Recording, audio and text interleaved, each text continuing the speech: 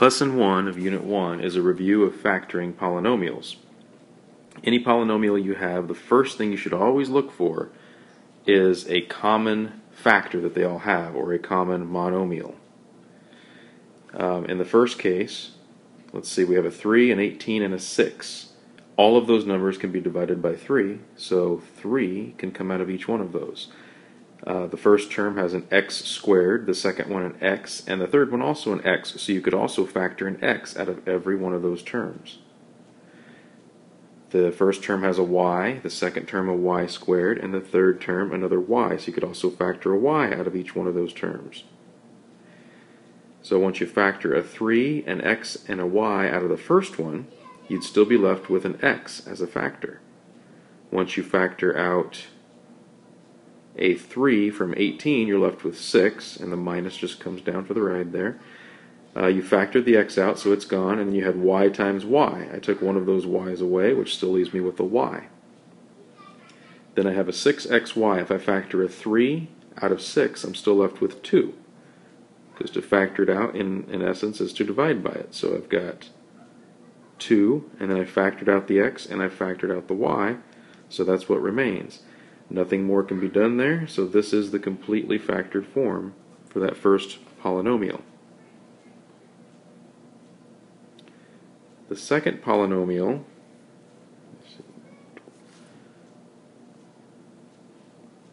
doing the same thing. You should probably take a moment, pause the video, and try it yourself. And now you can be back. I can factor a 4 out of both 16 and 12, so 4 is a common factor. I can factor, I have an x to the fourth and an x cubed, so there are 3 factors of x in common to both of those terms, so I can take out x cubed. Then we have a y cubed and a y to the fifth, so again there are 3 factors of y in common. And then we have z squared and z, so there is 1 factor of z I can take out of both of those. Once I factor a 4 out of 16, I'm left with 4. Once I factor an x cubed out of x to the fourth, I'm still left with x. Once I factor a y cubed out of the first, that's gone. And I factor a z out of z squared, that still leaves me with a z. Now the second term, if I factor a 4 out of 12, I'm left with 3. I factored the x cubed out, so it's gone. I factored the y cubed out of y to the fifth, so that still leaves me with 2 y's in the factorization, and then I factored out the z, and so there it is. That is the completely factored form for that polynomial. That's how to factor out a common monomial, or a common factor from both terms. That's the first step to any factoring problem. Before you do anything else, make sure that you've taken out anything that they all have in common. Once you've done that, look at how many terms are left. There's different techniques we can use depending on how many terms remain. In the case of 4 terms left, we'll look at 4 terms, 2 terms, and 3 terms in that order. In the case of 4 terms, the method we'll have at this time is going to be to try to group it. How does grouping work? Well, if you look at this, you have 3x cubed, minus 6x squared, 4x, and negative 8. They don't have the same thing in common. There's no common factor there other than 1. So, let me get rid of those. What I'm going to do is group the first 2 together and the last 2 together, and then factor them separately as I did with the first problems. So I'm just looking at the first 2 terms. I've got a 3x cubed and a negative 6x squared. So 3 and 6 have a factor of 3 in common. X cubed and x squared have a factor of x squared in common. And then once I factor out a 3 and an x squared from the first term, I'm left with x. If I factor a 3 out of 6, I'm left with 2. In fact, it's a negative 2 here since it's minus in between there. And factor an x squared out, I'm just left with x minus 2. Now notice in the middle here, it's plus. I can't forget that fact. So down here I need to bring down the plus. It's plus in the middle. And then 4x minus 8, I can factor a 4 out of both of those terms. And that's it. So that would leave me with an x for the first term and a negative 2 when I factor the 4 out of the negative 8. So now, in essence, what we have are 2 terms. I have this is term number 1 and this is term number 2. So look at any factors that both of those terms have in common, and that would be x minus 2. They both have an x minus 2 in common. That's the only factor they have in common. So I will factor out the x minus 2 from both of these terms, and that's going to leave me with a 3x squared on the left. Don't forget the plus. And a 4 on the right. So there's your factorization for that polynomial. Can't factor any further. X minus 2 times 3x squared plus 4. Now again, it would be a good idea for you, it would be a good idea for you to pause this at this time and try grouping for part B. And now, assuming you've paused it and worked it out, let's go ahead and group again. There's nothing that all four terms have in common, so I'll group the first two together. I can factor a 3 and an a out of the first two, which leaves me with 3x minus 1. Once again, don't forget there's a plus in here. And then I can factor a b out of the next two, which leaves me with, again, 3x minus 1. So now there's two terms. And there's one of them, there's the other. Those two terms do have a common factor, and that common factor is 3x minus 1. And so I'll factor a 3x minus 1 out of both terms, and that will leave me with 3a on the left and a positive b on the right. And so that's your complete factorization for that term. So that's how to factor by grouping. And that's the technique we'll have at this time if there's four terms. Later on we'll have other methods for things that can't be factored by grouping. Just because there's four terms does not mean that grouping will always work. Pretty much the ratio of the first term to the second term has to match the ratio of the third term to the fourth term in order to be able to apply grouping as we did. So if there are two terms, see if it fits one of our special forms. Now again, all of this is assuming that we've factored out a common monomial from everything to begin with. So once you've done that, if you have something left that is in the form a squared minus b squared, that always factors into a minus b times a plus b. The difference of two squares will always factor into the difference times the sum of their individual roots there. Now a squared plus b squared, I have a lot of students, they'll try to factor this into a plus b times a plus b, but that's not right. If you actually multiply a plus b times a plus b out, you're going to get a squared plus 2ab plus b squared. There will be a middle term. Nothing will cancel. Technically, this factors into a minus bi times a plus bi in the imaginary realm, but we're just talking about real values here. So in the case of real values, this is just a squared plus b squared. There is nothing more you can do with it. It's said to be a prime polynomial. Again, I need to reiterate, this is assuming that you factored out a common monomial from both terms first. So the difference in sum of two cubes, a cubed minus b cubed. Both of these have very similar factorizations to them. When it's a cubed minus b cubed, the first factor is always going to be a minus b. When it's a cubed plus b cubed, the first factor is always going to be a plus b. So both of these can be factored. In the case of a cubed minus b cubed, over here what you're going to have is all possibilities of degree 2, combining a with b. So it could be a times a, which is a squared, a times b, which is ab, and b times b, which is b squared.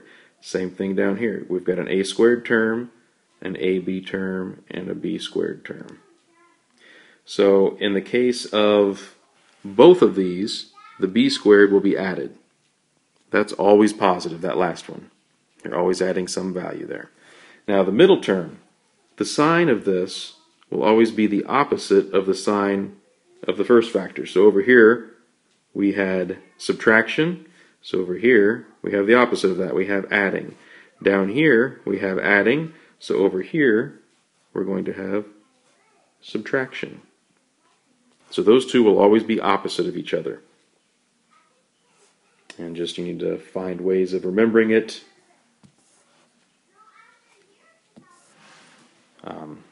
Again, if you just think it through, if it's a cubed minus b cubed, the first factor is a minus b. If it's a cubed plus b cubed, it's a plus b. And then over here you have each term of degree 2. So over here it's just everything in degree 2. You have an a squared, an a times b, and a b squared in each case. A squared, ab, b squared. And then this sign will always be opposite of this sign. And here it's negative when this is positive. And then we will apply this on the next page. In the first problem of example 3, we're trying to factor x squared minus 4. You can see that it's the difference of two perfect squares because this would be the same thing as x squared minus 2 squared. And so as the difference of two squares, I know this factors into what is being squared in the first term, which is x, minus what is being squared in the second term, which is 2, times x plus 2. So that would be your factorization for that first one. It'd be good to pause the video and go ahead and try the next one before I work through it. And now I will work through it. So once again, you have the difference of two perfect squares. It's always good to identify what you're squaring. The first one is a 4x that you're squaring, because 16 is 4 squared, and x squared is x squared, and then minus 25, which is 5 squared. So this is equivalent to 4x minus 5 multiplied by 4x plus 5 for that factorization. Moving on to the next problem, we have the sum of two perfect squares, 9x squared plus 1. They have no factor in common, no common monomial I can take out of them other than 1. And so this one is actually a prime polynomial. You can't factor it anymore. So it cannot be factored any further. It is prime.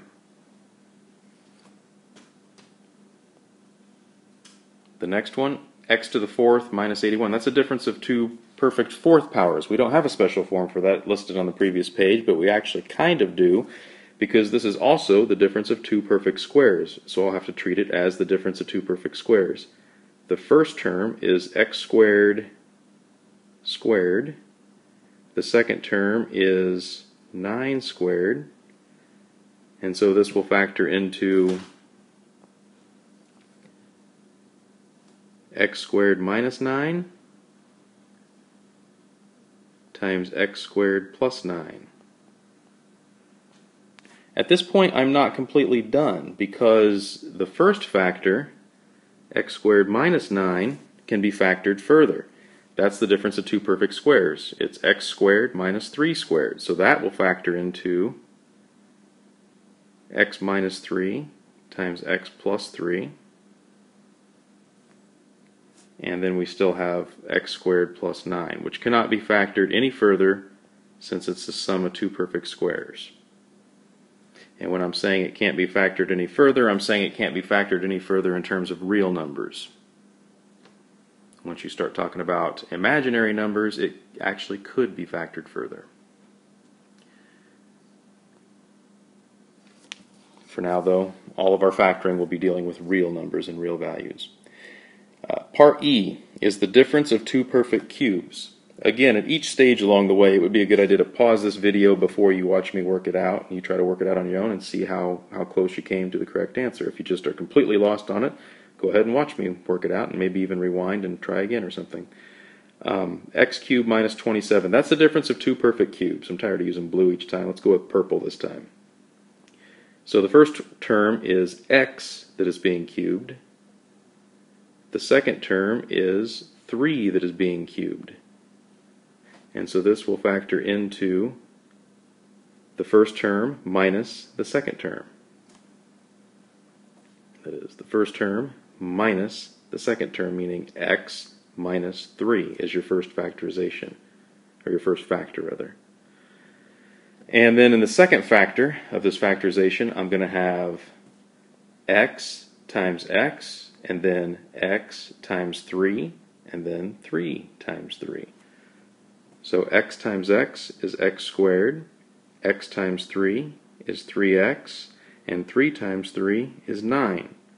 Your outside terms are always positive, so the 9 is a positive there. And then as far as this 3x right here, the sign in front of it has to be the opposite of what I have over here. Since I have a negative here, this will be a positive in front of the 3. And that will be your complete factorization for that.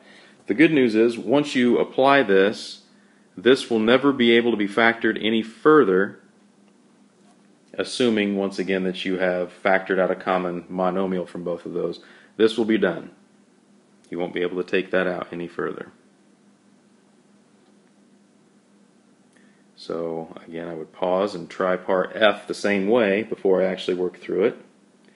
And now I'll go ahead and work through it again in purple. I have an 8x cubed. That's the same thing as a 2 and an x being cubed. 8 is 2 cubed, and then I have an x cubed. Plus, the other perfect cubed here is a 1 that's being cubed. So this time it's the sum of two perfect cubes. So that will factor into this plus this, which is 2x plus 1, multiplied by this times itself, so you get 2x times 2x, and then you'll have 2x times 1 for the middle term, and then 1 times 1 for the last term. 2x times 2x is 4x squared. And then 2x times 1 is 2x, and 1 times 1 is 1. That last term is always going to be a positive, and then this middle term right here, it will be a negative out in front because it was a positive back here. So this would be your total factorization for part F. So those are all the special forms and how we can apply them. So we've dealt with 4 terms, we've dealt with 2 terms. What if we have 3 terms? I saved this for last because this one has a little bit more involved with it. But we're going to use the same type of principles here, as you'll see, with the idea of grouping being used eventually. The method I'm going to show you is the product sum method. You'll also find guess and check or trial and error out there. The thing that I don't like about guess and check and trial and error is that you could be trying a whole bunch of things and nothing seems to be working. It could be that it's not factorable, or it could be that you just haven't picked the right combination. What I'm going to show you is called the product sum method because it's a more direct route for getting to the answer. So it's called the product sum because I'm looking for 2 numbers. I'll call them A and B. If I multiply A by B, I want it to equal this number multiplied by this number. So your outer numbers multiplied together. So your leading coefficient and your constant. 2 times negative 4 is negative 8. So I want my A times B to equal negative 8. That's the product part of the product sum. The sum part is always the middle number, your middle coefficient, which is 7 in this case. So I'm looking for a sum of 7. So I'm looking to find 2 numbers that when I multiply them, I get negative 8. That's the product. And when I add them, I get 7. Well, 8 times 1 would be 8, so 8 times negative 1 would be negative 8. And 8 minus 1 would be 7. So those are my numbers. It's a more direct route because there's only so many things that you have to go through when you're thinking of numbers that multiply to be negative 8 and add to be 7. It either has to be an 8 with a 1 or a 4 with a 2 to multiply to be an 8, and it would be an 8 with a negative 1 that would add to be the 7. Now notice here I wrote it as 8 comma negative 1. That will work fine, as you'll see. Some people prefer to write negative 1 comma 8, and that includes me. When one of the numbers is negative, the other is positive, I tend to write the negative first. It won't make a difference in the end. The factorization will turn out the same, and you'll see what happens here as we work through this problem. So the way to deal with this problem is I'm just going to rewrite it. I've got 2x squared out front. That matches with this. I've got minus 4 to end with, which matches with this. And then in the middle, this minus 7x, I'm going to think of it as 8x minus 1x. That's where the 8 and negative 1 come in. So instead of 7x, think of it as 8x minus 1x, which is 8x minus x. Notice I haven't changed anything because 8x minus x is 7x, which is what I had originally. And so I really haven't changed anything in this problem. I've just rewritten it in a form that will be more useful to me. So now I can group it. If I look at the first two, go with green now. If I look at the first two terms, they both have a 2x in common. So I'll factor out a 2x, leaving me with an x plus 4. Now there's a minus in the middle here, so we can't forget that fact. This minus right here we cannot ignore. So I've got to factor a negative out of the next two. That's what I need to keep in mind. Anytime it's a minus in this middle piece here, I need to factor a negative out of the next two. So I'm going to factor a negative, and the only thing they have in common is 1.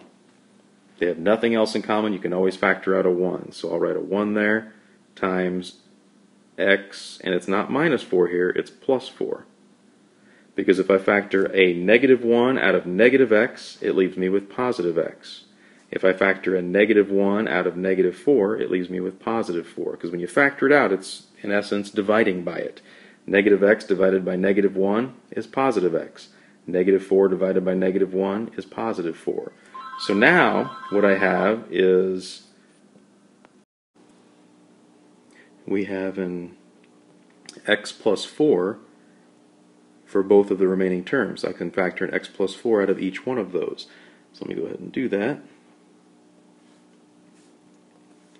by factoring out the x plus 4 from each of these. That's going to leave me with a 2x on this side. 2x would be left if I factor the x plus 4 out of both of those, and a negative 1 over here. So 2x minus 1 is what would be left. So this will be your end factorization. And that's called the product sum method. So once again, I would pause the video before I work through this one. And in this example, we're going to be looking for two numbers that multiply to be 6 times negative 5, which is negative 30. So I'm looking for a product of negative 30. I'm looking for a sum of negative 7. So I need my two numbers to add to be negative 7. The two numbers in this case then would be a negative 10 and a positive 3. Negative 10 plus 3, so negative 10 plus 3 is negative 7, and negative 10 times 3 is negative 30. Always double check those numbers to make sure they do work. And once you get that, it's an important thing to note, once you've found something, once you have found something that works over here, you know it can be factored. It's also a quick way to identify if a problem cannot be factored, if an expression cannot be factored, because you would get something that here you're looking for two numbers, they multiply to be this, and nothing that multiplies to be this would add to be this number. For instance, if this were like a 2 here, there's no combination of anything that's going to give you a 2 here. If you're looking for a product of 30, you could have 1 with 30. That could give you a 29 or a 31, but not a 2. You could have a 2 with a 15, a 3 with a 10, a 5 with a 6. None of those, no matter how you combine them, can ever add to a 2 in that case. So that would tell you right off the bat it can't be factored. So it's a quick way to identify things that are not factorable as well. So just like with the last example, I take this 6x squared, write it out front. I take this minus 5, write it at the end. And in place of negative 7x, I will split that up as minus 10x plus 3x. Because that's what I got over here, minus 10 and 3. So I'm splitting that up as minus 10x plus 3x. And now just clump them together. So the first two I could factor out a 2, because they're both even, and an x. That would be the greatest common factor there, and that would leave me with 3x minus 5. Can't forget that I have the plus in between here, and so I put a plus in between here, and the last two, the only number they would have in common would be 1.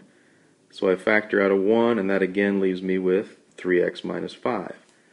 So now I have 3x minus 5 over here as part of this term. Now really you have two terms left. This whole thing here is one term, this whole thing's the other. So 3x minus 5 is part of the first term, and 3x minus 5 is part of the second term. So factoring that out of both terms leaves me with a 2x over here. If I take out 3x minus 5, I'm just left with 2x. And then on the right, if I take out 3x minus 5, I'm just left with the 1. And so I have 2x plus 1. And that would be your factorization there. The next two cases are special cases of trinomials, and they work out a lot nicer, as we'll see. Once again, product sum will work. I can look for a product of, in this case, it would be 1, because it's 1x squared times 8. 1 times 8 is 8. I'm looking for a product of 8. I'm looking for a sum of negative 6. So the two numbers that work here would be a negative 4 and a negative 2, because negative 4 plus negative 2 is negative 6, and negative 4 times negative 2 is positive 8. And so once again, if I group it like I did before, split up that middle piece, I've got x squared, I've got plus 8, and then for the middle piece I'll split that up as minus 4x minus 2x, again coming from these numbers I had right here. So minus 4x goes with this, minus 2 goes with this minus 2x, and then I group them again. Take an x out of the first two, that leaves me with x minus 4. I've got a negative in between here, so I have to be sure to include that negative. And then both of the last two have a 2 in common, so I'll factor a negative 2 out of both of those, and that leaves me with x minus 4. And so now there's two terms left, x times x minus 4 and negative 2 times x minus 4. I can factor an x minus 4 out of both of those, which leaves me with x minus 2. So one thing important to note with this problem, here's a minus 4, x minus 4 turned out to be a factor. Here's a minus 2, x minus 2 turned out to be a factor. That'll always be the case when your first term is just x squared. Its leading coefficient is 1. Your coefficient on the x squared is a 1 right there. Didn't work for things like the last two examples, because my leading coefficient here was 2. I had a 2 in front of the x squared, so these numbers don't directly go into the factorization. You have to do the grouping like we did here. Same thing for the second example. We had to do the grouping. This negative 10 and 3 did not turn out in a specific spot here, so I had to group it. But in the case of a leading coefficient being 1, you can skip all of this stuff right here, because it'll always turn out, once you get these two numbers, you can go straight to the factorization. Minus 4, minus 2, so it's going to be x minus 4 times x minus 2. So with that in mind, let's work through the next one. Again, I would pause the video and then come back. Okay, so for this one we need a product of 6, we need a sum of 5, and so the numbers that work here, you might say 6 and negative 1. Problem with 6 and negative 1 is, although they add to be 5, they would multiply to be negative 6. The actual numbers that work here are positive 2 and positive 3. 2 plus 3 is 5, and 2 times 3 is 6. Once I've got that, I can go straight to the factorization now. This means the factorization is going to be x plus 2 times x plus 3. I don't need to do any more. And so that does it for lesson 1.